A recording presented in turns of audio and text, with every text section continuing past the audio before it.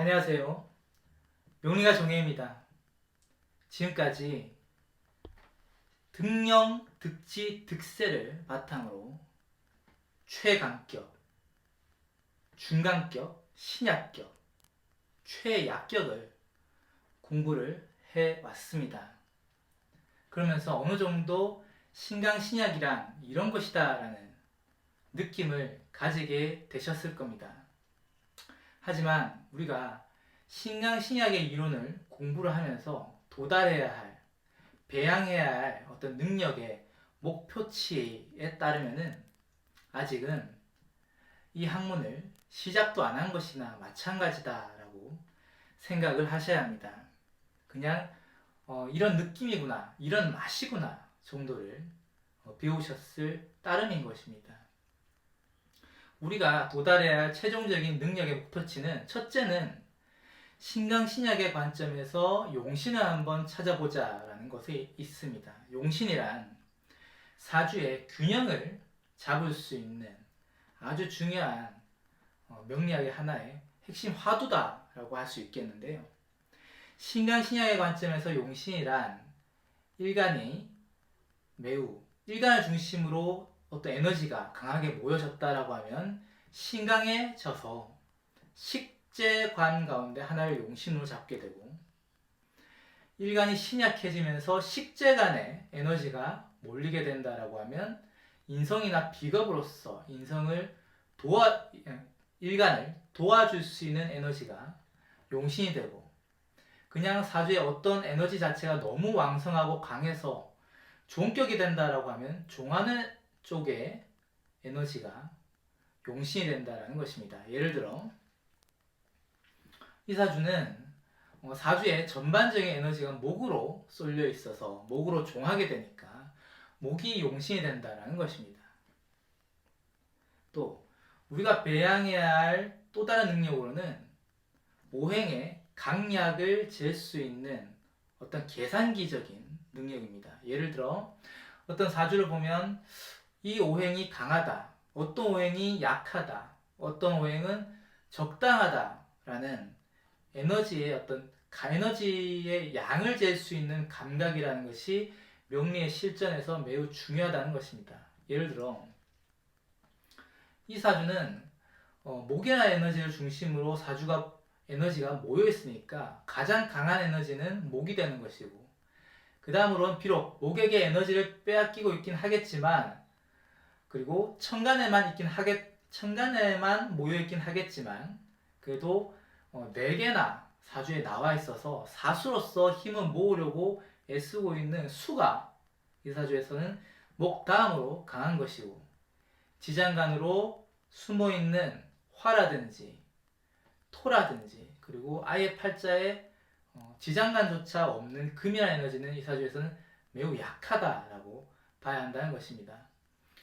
또 한 가지 특징적인 것은 비록 이 사주에 화라든지 토라는 에너지가 약하고 지장간으로 숨어있긴 하겠지만, 만약 이 사주에 화가 드러났다라고 하면 이 많은 수에 의해서 타격을 받을 것이니까 차라리 숨은 것이 더 낫다라는 느낌, 그리고 토가 이 사주에 만약 나타났다라고 하면 많은 목에 의해서 목국토를 당해서 아예 파괴당할 것이니까 숨은 것이 차라리 더 낫다라는 느낌을 또 갖는 것도 이 사주에서는 중요한 측면이 있습니다. 그래서 이 사주는 어느 정도 화가 잘 숨어 있으니까 만약 남명이라고 한다면 재성이 잘 숨어 있으니까 재성은 배우자복이 되니까 배우자복이 그래도 괜찮다라고 봐야 되지만, 그래도 운에서 이 사주가 화라는 운이 온다라고 하면 이 사주는 운에서 화가 오면 좋아야 되는데, 왜냐하면 목이 용신이 되고 목의 에너지를 아름답게 발전시켜 나갈 수 있는 화란 에너지가 오면 좋아야 되고 처복을 더 봐야 되고 재물운도 더 좋아야 되는데, 사주에 많은 수들이 화를 공격하는 부분도 있을 것이기 때문에 좀 좋다가 많다라는 느낌도 있을 것이고, 만약에 수라는 운이 이 사주에 온다라고 하면 용신을 도와주니까 수생목을 도와주니까 좋겠지만, 다른 한편으로 또 수가 많은 가운데 수가 하나 더 더해져서 또 화를 공격하는, 숨어 있다고 하더라도 그래도 화를 압박하는 그러한 양상이 있다라는 것도 덤으로 챙겨서 이해를 하셨으면 좋겠습니다.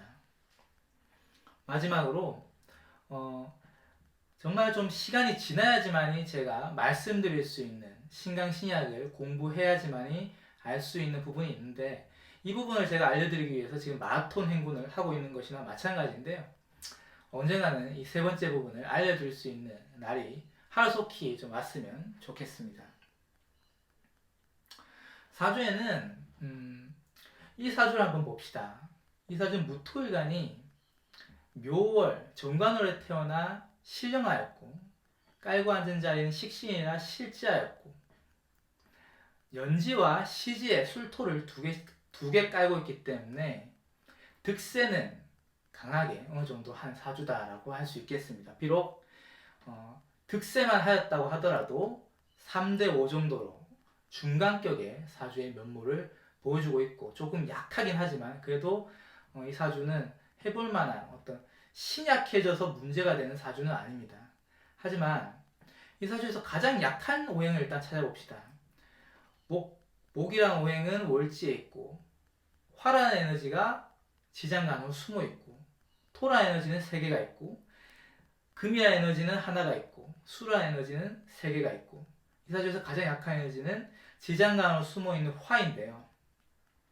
비록 이 사주가 삼토로서 어느 정도 강하긴 하지만, 그래서 완전히 신약하지도 않고 어느 정도 사주를 감당할 수 있는, 식재관을 감당할 수 있는 그런 능력을 갖고 있다라고 하더라도, 비견겁제로 비겁으로 강해졌고 인성이 도와주고는 있지 않은 형상이 되니까, 인성이 숨어 있으니까, 인성이라는 것은 육친적으로는 가족이나 형제가 되고, 부모 형제가 되고, 그리고 의지할 수 있는 인맥이라든지 은사라든지 인덕을 총괄하게 되는데요. 인성이 이렇게 숨어 있고 가장 약하게 되는 경우에는 살아가면서 어쩔 수 없이 뭔가 고독하고, 나는 어디 의지할 데가 없고 혼자서 이렇게 씩씩하게 살아가야 하는가라는 고독감을 품고서 살아가게 된다는 것입니다. 근데 이렇게 약하게 된 오행은 사주에서 수운이 온다라고 하면 수국화를, 그러니까 안 그래도 약한 오행은 그냥 세운에서 한 해 한 해에서 오는 운에 조금 그 약한 오행을 극하는 에너지가 온다라고 하면 바로바로 타격을 받게 되고, 그때그때마다 삶이 요동치게 되는 그러한 양상이 나타나게 된다는 것입니다. 그래서 신강신약의 관점도 중요하겠지만, 사주에서 어떤 오행이 가장 취약한가, 그리고 취약한 오행을 어떤 운에서 더 취약하게 만드는 것인가를 짚어보면 그에 대한 리액션이 어떤 명리 실전에서는 굉장히 강하게 오는 것이니까, 이 사주 같은 경우에는 해자축년이라든지 천간에 임수 개수운이 오는 해라든지, 그렇게 되면 이 사주는 매우 외로움을 강하게 느끼고 인덕이 흔들리게 되는 것이니까, 인간관계라든지 부모 형제 관계라든지 이런 데에서 관계들이 흔들리게 되고, 특히 이 사주 같은 경우는 화라는 인성이 술토, 비견겁제, 비견 안에 들어있으니까 친구나 동료 관계에서 오는 트러블, 그로 인한 마음의 울적함 같은 것들이 생기게 된다라는 것입니다. 이렇게 취약한 오행을 바로바로 파악할 수 있는 이러한 능력은 사실 신강신약을 조금만 공부해도 알 수 있는 것이긴 한데, 아주 즉회한 부분이 있으니까 꼭 숙지해 두셨으면 좋겠습니다. 감사합니다.